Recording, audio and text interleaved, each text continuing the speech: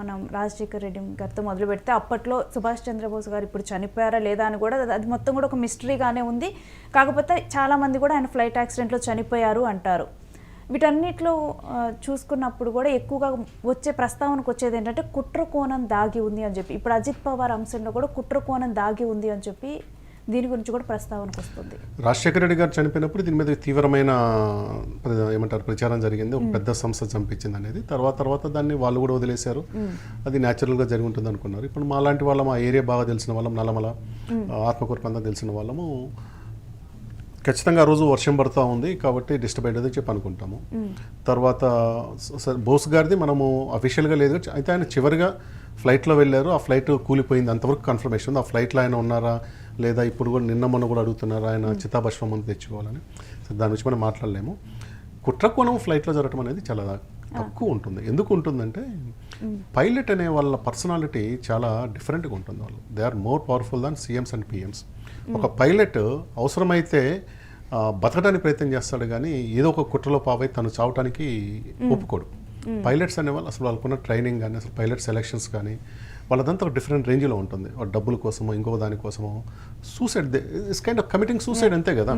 విమానాన్ని కూలుస్తున్నాం తను చనిపోతున్నాం అంటే కమిటింగ్ సూసైడ్. అలాంటిది అలా ఉండదు. అది ఏదైనా అనుకోకుండా జరగాలి. ఇప్పుడు బయట నుంచి జరగాలి. మనకు ఏదైనా ఫ్లైట్ పోతా ఉంది, బయట ఎవడైనా రాకెట్ లాంచర్తో కొడితే అట్లా కుట్ర ఉండొచ్చేమో కానీ జనరల్గా ఇలా ఉండదు. కాకుంటే రాజకీయ పరిస్థితుల వల్ల ఇది ఫస్ట్ ఇది వస్తుంది. అందులో సోషల్ మీడియా ప్రభావం ఎక్కువ ఉండటం వల్ల కుట్ర అనేది వస్తుంది. ఇప్పుడు అజిత్ పవార్ది చూడండి, ఆయన బారామతి చేరుకున్నాడు, ల్యాండింగ్ అయ్యేటప్పుడు క్రాష్ అయింది. దాంట్లో ఏం కుట్ర ఉంటుంది? కుట్ర అంటూ జరిగితే మధ్యలో ఎక్కడైనా జరగాలి కానీ ల్యాండింగ్ అవ్వడానికి ఉంది 100 మీటర్స్ దూరంలో రన్వే కన్నా ముందు 100 మీటర్స్ ముందే అతను విజిబిలిటీ లేని కారణంగా చేయటం వల్లనే హిట్ అయ్యి ఇది క్రాష్ అయింది అంతే కదా. దానికి కుట్ర కూడా ఉండటానికి అవకాశం ఏముంటుంది? అంటే ఇప్పటి వరకు చూసుకుంటే చాలామంది కీలకమైన నేతల్ని మనం కోల్పోయాం ఇలాంటి ఫ్లైట్ క్రాషెస్లో. అంటే ఏదైనా కానీ ఇన్వెస్టిగేషన్ తర్వాత జరుగుతుంది. ఆ సమయంలో ఏదైనా రాజకీయ కుట్రతో కానీ మరే ఇతర కారణాలతో కావాలని ఫ్లైట్ క్రాష్ చేసిన సందర్భాలు ఉన్నాయా? అంటే ఒకటి మనకుంది, బలవంతరాయ్ మెహతా అని మనకు ఏమంటారు గుజరాత్ మాజీ సీఎం, ఆయన సీఎం అప్పట్లో. ఆయన బలవంతరాయ్ మెహతా అంటే మన అందరం స్కూల్స్లో చదువుకొని ఉంటాం. పంచాయతీరాజ్ చట్టాన్ని తయారు చేసింది ఆయన అనమాట. అంటే వీళ్ళ గ్రామము సమితి ఇవన్నీ కూడా పెట్టింది పంచాయతీ. బలవంతరాయ్ మెహతా కమిటీ అని నెహ్రూ టైంలో వేశారు, 65లో వేశారు. ఆయన ఒక మీఠీపూర్ అనే ఒక బీచ్ దగ్గరలో అక్కడి నుంచి పోతున్నప్పుడు ఒక ఫ్లైట్లో, అప్పుడు మనకి ఇండో పాక్ వార్ జరుగుతూ ఉంది, అంటే అది పాకిస్తాన్కి దగ్గరలో ఉన్న ప్రాంతం అది. సో ఇది ఏంటంటే ఇప్పుడు యుద్ధ వాతావరణం ఉంది కాబట్టి రాడార్కి అందకుండా ఉండటం కోసం తక్కువ ఎత్తులో వాళ్ళు ప్రయాణం చేస్తూ ఉంటారు. వాళ్ళు ఏం చేశారంటే మిస్టేక్ ఆఫ్ ఐడెంటిటీ అని చెప్పేసి పాకిస్తాన్ ఆర్మీ దీన్ని కూల్చిన తర్వాత వాళ్ళు అప్పాల్చి చెప్పారు, ఇది మా వైపు వస్తుంది, మిస్టేక్ ఆఫ్ ఐడెంటిటీ చేసామని చెప్పారు. మేము కావాలని చేయలేదు, ప్లస్ అది చిన్న ఫ్లైట్ మా మీద వస్తుందని చెప్పాము. అదొకటి మాత్రము మనకు ఏమంటాము శత్రువు లేదా ఒక కుట్ర ద్వారా కుట్రనకూడదు కానీ డైరెక్ట్గా కూల్చబడింది. అది విమాన ప్రమాదం అంటాం కన్నా కానీ అది క్రాష్ చేయబడింది. రాకెట్ లాంచర్స్ దేంతో కొట్టి దాన్ని కూల్చున్నారు అనమాట. మిగిలిన వాళ్ళలో రాజశేఖర రెడ్డి గారు సీఎంగా ఉండి చనిపోయారు. తర్వాత దోర్జీ ఖండు 2011లో అరుణాచల్ ప్రదేశ్ సీఎం, ఆయన కూడా ఆ అడవుల్లో, అరుణాచల్ ప్రదేశ్ అనేది మీకు తెలుసు జియోగ్రాఫికల్గా చాలా టఫ్ ప్లేస్, అక్కడ కూడా తప్పిపోయి ఆయన చనిపోయినారు. వీళ్ళిద్దరు సీఎంగా ఉండి చనిపోయిన వాళ్ళలో బలవంతరాయ్ మెహతా ముగ్గురు.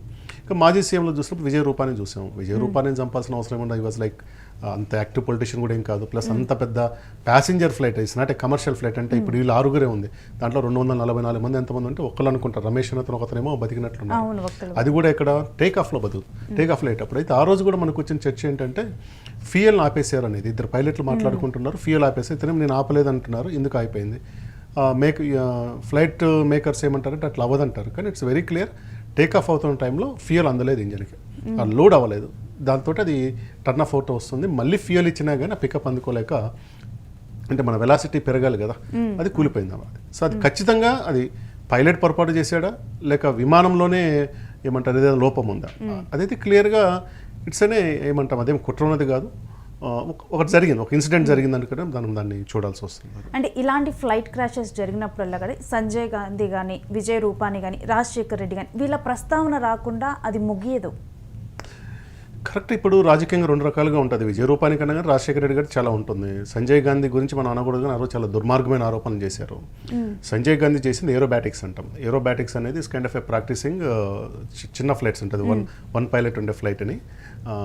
అతను ఏమంటారు ఏరోబ్యాటిక్స్ టర్న్ చేస్తున్నాడు.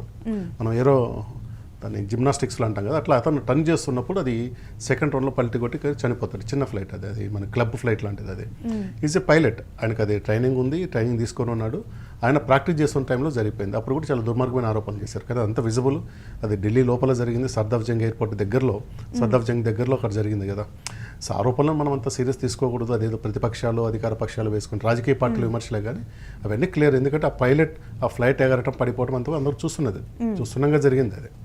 సో అయితే సంజయ్ గాంధీ అనేట ఆయన ఏంటంటే ఒక ప్రధానమంత్రి స్థాయి, ఆ రోజు ఇందిరాగాంధీ కుమారుడుగా ఉన్నాడు, ఒక సూపర్ పిఎం లాగా ప్రవర్తిస్తున్నాడు. ఎమర్జెన్సీ రోజుల్లో మొత్తం ఆయన నడిపాడు. ఆ తర్వాత జైలుకి వెళ్ళారు. మళ్ళీ 80లో గెలిచిన తర్వాత మొత్తం కొత్త జనరేషన్ తోటి ఆ రోజు కమల్నాథ్ ఇలాంటి వాళ్ళందరూ కూడా, రాజేష్ పైలట్ ఇలాంటి వాళ్ళందరూ కూడా ఒక కొత్త టీం తయారైంది. ఈయన నడుపుతున్నాడు దేశాన్ని అనుకున్న టైంలో సడన్గా చనిపోవడం వల్ల ఎక్కువ విమర్శలు వచ్చున్నాయి ఆ రోజు. అదే సంజయ్ గాంధీ బతుకుంటే ఈ దేశానికి ప్రధానమంత్రి అవుతాడు ఖచ్చితంగా అయి ఉండేవాడు. Rajiv Gandhi was not in politics ఆ రోజుల్లో. ఆయన లండన్లో ఉండేవాడు. ఆయన ఏంటంటే పెద్ద పబ్లిక్గా ప్రొఫైల్ ఎక్కడ పెట్టకుండా ఆయన ప్రైవేట్ లైఫ్లో ఉండేవారు అనమాట. సో సంజయ్ గాంధీ చనిపోవడం వల్ల ఆయన ఇండియాకి వచ్చారు, ఎంపీ అయ్యారు. తర్వాత కాలంలో కాంగ్రెస్ పార్టీ తరఫున ప్రధానమంత్రి కావటం, మళ్ళీ ఆయన కూడా చంపబట్టడం, ఇవన్నీ జరుగున్నాయి. అండ్ ఈ మధ్య కాలంలో ఫ్లైట్ క్రాష్ చూసుకుంటే అహ్మదాబాద్ ఫ్లైట్ క్రాష్, దాని తర్వాత మనం చూసాం, దాని మీద ఆన్ గోయింగ్ ఇన్వెస్టిగేషన్స్ మనం చూసాం. చాలా ఆడియో టేప్స్ బయటికి రావటం అవన్నీ చూసాము. కానీ ఇప్పటికీ కూడా సరైన కారణం ఏంటని కూడా దానికి తెలియదు. నాకున్న పర్సనల్ ఒపీనియన్ ఏంటంటే వీళ్ళు బ్లాక్ బాక్స్ ఇవన్నీ చాలా చెప్తారు, కానీ ఏ యాక్సిడెంట్ కూడా ఎగ్జాక్ట్గా ఇది రీజన్ కనిపింది నేను చెప్పడం నేను ఇంతవరకు నేను చూడలేదు. గత కనీసం ఒక 20 ఏళ్ళ నుంచి ఫాలో అవుతున్నాము, చూడలేదు. ఆ బ్లాక్ బాక్స్ అనేది ఏదో ఒక బ్రహ్మ పదార్థం లాగా చెప్తుంది, దాన్ని డికోడ్ చేయాలి, అమెరికా పంపించాలంటారు. లాస్ట్ రాజశేఖర రెడ్డి గారు దాంట్లో కూడా బ్లాక్ బాక్స్లో స్టాప్ ఇట్ అన్న నో ఏదైనా అరుస్తున్నారు, ఇవన్నీ చెప్తారు, కానీ అది ఎక్కడికి ఇంతవరకు వచ్చింది చూడలేదు. సో ప్రపంచం మర్చిపోయింది ఏంటంటే 2014 మార్చ్ 22 మలేషియన్ ఎయిర్లైన్స్ 370 అది డిజపీర్ అయిపోయింది. ఎక్కడ కూలిందో తెలియదు, ఎక్కడ ల్యాండ్ అయిందో తెలియదు. ఎన్నో సంవత్సరాల తర్వాత అక్కడ ఒక పార్ట్ అంటే రెక్కలు ఒక చోట ఇంకో చోట కనుక్కున్నామని చెప్తారు. వాళ్ళ ఒక్క డెడ్ బాడీ కూడా అందులో ఈ రోజు రికవర్ కాలేదు. కానీ ఇంత టెక్నాలజీ చెప్తున్న రోజుల్లో కూడా అసలు విమాన శకలాలు ఎక్కడున్నాయో కూడా తెలుసుకోలేకపోయినారు కదా. అది మిస్ అయిపోయిన తర్వాత అందరూ యుఎస్ అన్ని దేశాలు వచ్చి తిరిగినా కానీ కనుక్కోలేకపోయినారు కదా. అదే బ్లాక్ బాక్స్ అది సముద్రం లోపల ఉన్న కనుక్కుంటామని చెప్తారు కదా. I have no great belief in that system. అంటే సార్ మీరు చెప్పిన దాని ప్రకారం ఇప్పటి వరకు జరిగిన ఫ్లైట్ క్రాష్లు కానీ మిస్ అయినటువంటి ఫ్లైట్స్ కానీ దాని తర్వాత ఇన్వెస్టిగేషన్లో తేలే అంశం ఏమి ఉండదు. ఉన్నాయి కానీ మనం అనుకున్న కీలకమైన దాంట్లో ఎక్కడ ఏమి తేలుతున్నట్టు కనపడదు. ఇప్పుడు అహ్మదాబాద్ చూస్తున్నాము, 1 year 8 months 9 months అవుతుంది. ఏముంది అక్కడ పైలట్స్ 2 మాటలు చెప్తున్నారు, కానీ ఈజీగా కంక్లూడ్ చేయవలసిన విషయం కదా అది. అంటే ఈరోజు అజిత్ పవార్ అంశంలో కూడా డెఫినెట్గా కూడా అంటే ఏదైనా కుట్రకోణం దాగుంటే సంచలనమైన విషయాలు బయటికి రాబోతున్నాయి ఇలా అని చెప్పి మీడియాలో కథనాలు ప్రచారం అవుతున్నాయి. ఇదంతా మీడియాకు కావాల్సిన స్టఫ్ తప్పితే వాస్తవంలో మీరు ఆలోచించండి. ఎయిర్పోర్ట్లో ల్యాండ్ అవుతుంది, ల్యాండింగ్లో క్రాష్ అయింది. ఏం కుట్ర ఉంటుంది దాంట్లో? కుట్ర ఉంటే నేను చెప్పినట్టుగా మధ్యలో ఎక్కడ అడవుల్లోనో కొండల మీదనో ఇంకో చోట ఎక్కడో జరగాలి. ల్యాండ్ అయ్యేటప్పుడు ఫెయిల్ అయింది. ఏసీటీకి ఫస్ట్ టైం చెప్పారు విజిబిలిటీ లేదంటే ఓకే మీరు గో బ్యాక్ అంటే వాళ్ళు టర్న్ ఓవర్ అండ్ వెళ్ళి 2-3 రౌండ్స్ కొట్టారు. మళ్ళీ they try to land it forcefully. ACT అడిగిన దానికి సమాధానం రాలేదు. అంతవరకు ఏసీటీ వాళ్ళు ఉన్నారు కదా, అది రాని ఒక 2-3 నిమిషాల్లోనే పడిపోయింది. ఇంకేం కుట్ర ఉంటుంది దాంట్లో? ఈ కుట్ర అనేది కేవలం మీడియా చర్చకు తప్పితే వాస్తవంలో కూడా సామాన్య జనాలు కానీ వాస్తవానికి కానీ పెద్ద ఉపయోగపడదు. సరే కుట్ర ఉందని చెప్తా ఉన్నారు, మరి విమాన ప్రమాదాలు కానీ లేక ప్రయాణాలు కానీ ఆగిపోతాయా? ప్లస్ అజిత్ పవార్ మీద కుట్ర చేయాల్సినంత పరిస్థితి ఏముంది? అంటే ఇప్పుడు డీజీసీఐ కూడా దీని మీద ఇన్వెస్టిగేషన్ చేయమని చెప్పింది.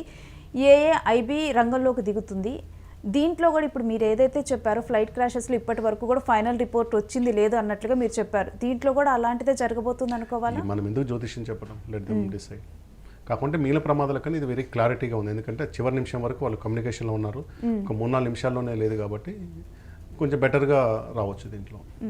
అండ్ ఫైనల్గా అజిత్ పవార్ లేని లోటు మహారాష్ట్ర రాజకీయాల్లో ఏ విధంగా ఉంటుందంటున్నారు? నెక్స్ట్ అసలు ఎన్సీపీ పార్టీ పరిస్థితి ఏంటి? ఇప్పుడు అజిత్ పవార్ లేని లోటు అంటే ఏముండదు. అజిత్ పవార్ ఎన్సీపీలో ఒక చీలిక వర్గానికి నాయకుడు, బాగానే సీట్లు గెలిచారు, ఉప ముఖ్యమంత్రిగా ఉన్నారు. అయితే అసలు ఆ పార్టీని ఎలా సర్వైవ్ చేస్తారని చూడాలి. అజిత్ పవార్ అనే అతను శరద్ పవార్ ఏమంటారు ఆయన వారసుడిగా రాజకీయం వచ్చి పార్టీలో గ్రిప్ సంపాదించి ఎమ్మెల్యేలను తీసుకెళ్ళాడు. ఇప్పుడు ఆయన లేకుంటే ఆయన శ్రీమతి ఉన్నది, ఆమె సునేత్ర పవార్ అని. సో ఆమె మొన్న 2024లో బారామతిలో లోక్సభకు పోటీ చేసి సుప్రియా సులే అంటే పవార్ కూతురు శరద్ పవార్ కూతురు మీద ఓడిపోయినారు. ఆ తర్వాత ఆమెకు రాజ్యసభ ఇచ్చారు, ఆమె ఇప్పుడు రాజ్యసభ సభ్యురాలు. అట్లాగే అజిత్ పవార్కి 2 కొడుకులు, జే పవార్, పార్థ్ పవార్. పార్థ్ పవార్ 2019కి పార్టీ చీలిపోలేదు, కలిసే ఉన్నారు. అతను వేరే కాన్స్టిట్యున్సీ బారామతి నుంచి కావచ్చు, వేరే కాన్స్టిట్యూన్సీ మాలవ అనే కాన్స్టిట్యున్సీ నుంచి పోటీ చేసి ఓడిపోయినారు. సో జే పవర్ వచ్చి బిజినెస్ మొత్తం రాజకీయాల్లో లేరు.